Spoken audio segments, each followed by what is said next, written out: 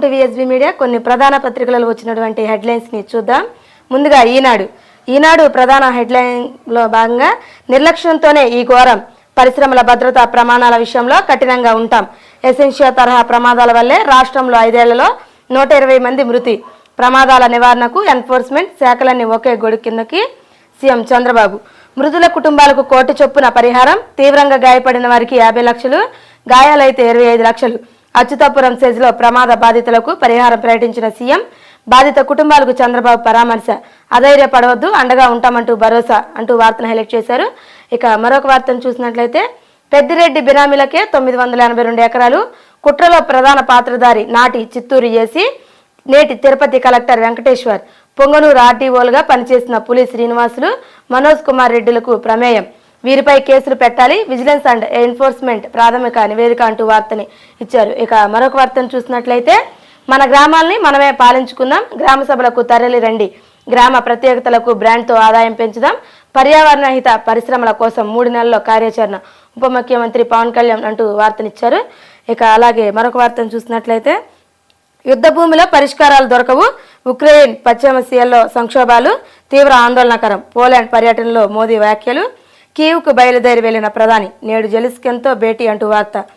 ఇక crime screen మార్చేశారు, junior వైద్యురాలి అత్యాచార ఘటనపై సుప్రీంకోర్టుకు వివరించిన సిబిఐ, దేశవ్యాప్తంగా వైద్యుల భద్రతకు చర్యలు తీసుకోండి, కేంద్రం రాష్ట్రాలకు ధర్మాసనం ఆదేశం, సమ్మె విరమించిన వైద్యులు అంటూ వార్త. ఇక మరొక వార్తను చూసినట్లయితే జోగి రమేష్ను ప్రశ్నిస్తుంటే పొన్నవోలు జవాబులు, హైకోర్టులో పోలీసుల తరపున సిద్ధార్థ లూద్రా వాదనలు.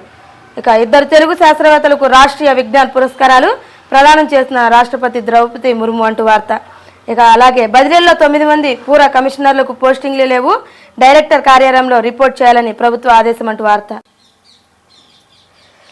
ఇక సాక్షి బ్యానర్ ఐటమ్గా నిలువెల్లా నిర్లక్ష్యం, ప్రమాదం నుంచి పరిహారం దాకా సర్కారు తీవ్ర ఆలసత్వం, బాధిత కుటుంబాలకు కనీస సమాచారం ఇవ్వలేని అసమర్థత, మీడియాలో చూసి తమ వారి కోసం తల్లడిల్లిన దైన్యం, హెల్ప్ లైన్ లేదు, కంట్రోల్ రూమ్ బూసే పట్టదు, క్షతగాత్రులను తరలించేందుకు అంబులెన్సులు కరువు, కాలిన శరీరాలతో కంపెనీ బస్సుల్లోనే తరలింపు, అటువైపు కనీసం కన్నెత్తి చూడని అధికార పార్టీ నేతలు, రాత్రంతా వర్షంలోనే బాధిత కుటుంబాల పడిగాపులు, పరిహారంపై స్పష్టమైన హామీ లేక సాయంత్రం వరకు నిలిచిన పోస్ట్ మార్టం, కూటమి సర్కారు కొలువు తీరాక పరిశ్రమల్లో తనిఖీలు బంద్, కాసుల కోసం కంపెనీల వద్ద సాగిలిపడ్డ కూటమి నేతలు, ఏ గుండె తట్టినా ఆవేదన స్వరాలే, ఫోటోలు దిగేందుకు వచ్చారా, కేజీహెచ్లో సీఎం చంద్రబాబును నిలదీసిన ఫార్మా బాధిత కుటుంబాలు, మంచినీళ్లు కూడా ఇవ్వలేని స్థితిలో మీ ప్రభుత్వం ఉందా, బాధిత ఆక్రోశంతో వెనక్కి వచ్చిన చంద్రబాబు, కేజీహెచ్లో మృతుల కుటుంబాన్ని పరామర్శించిన సీఎం, గంటలో ₹1 కోటి పరిహారం ఇస్తానని ప్రకటన, సీఎం వెళ్లిపోగానే మాట మార్చిన అధికారులు, ప్రభుత్వంపై మండిపడ్డ బాధిత కుటుంబాలు,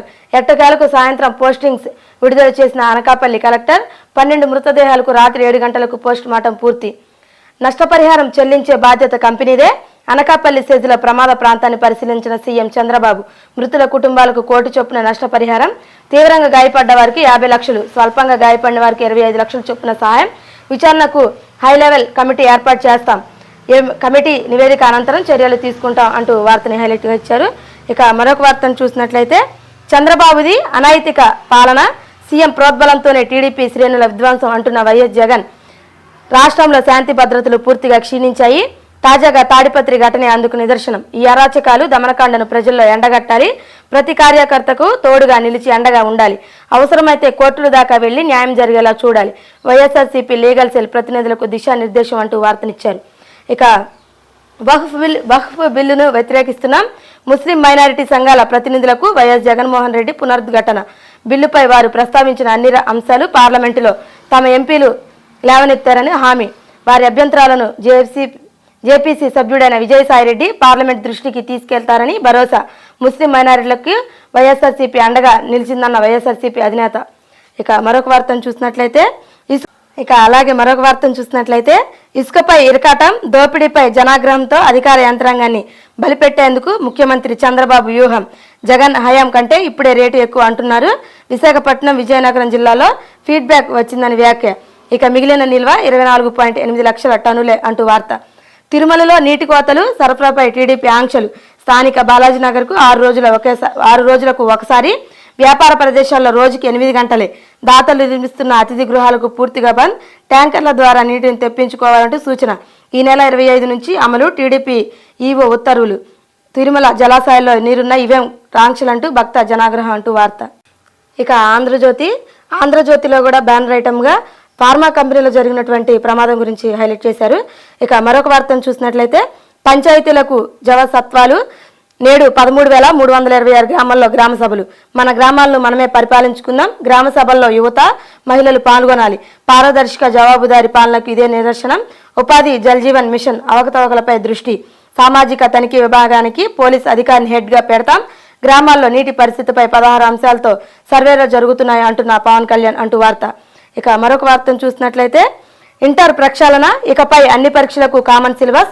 యూనిట్ నుంచి ప్రీ ఫైనల్ వరకు ఒకటే. ఇప్పటి వరకు కాలేజీల వారీగా నిర్వహణ. ఇకపై ఒకే సిలబస్, ఒకే తేదీల్లో పరీక్షలు. నేరుగా బోర్డు నుంచే ప్రశ్నపత్రాలు. డాష్ బోర్డులకు విద్యార్థుల మార్కులు. వాటి ఆధారంగా ఫైనల్ పరీక్షలకు సన్నద్ధత. నేటు కామన్ టైం టేబుల్ విడుదల అంటూ వార్త. ఇక బినామీ వాసు కోట్లకి కోట్లు. బెజవాడలో భారీ విల్లాలు. అనతి కాలంలోనే భారీగా ఆస్తులు. అధికారులు నేతలతో సంబంధాలు. కొందరు ఐపీఎస్లకు బినామీ. పరారీలో ఉన్న వారి కోసం 2 జిల్లాల పోలీసుల వేట అంటూ వార్త. ఇక మరొక వార్తను చూసినట్లయితే క్రైమ్ సీన్నే మార్చేశారు.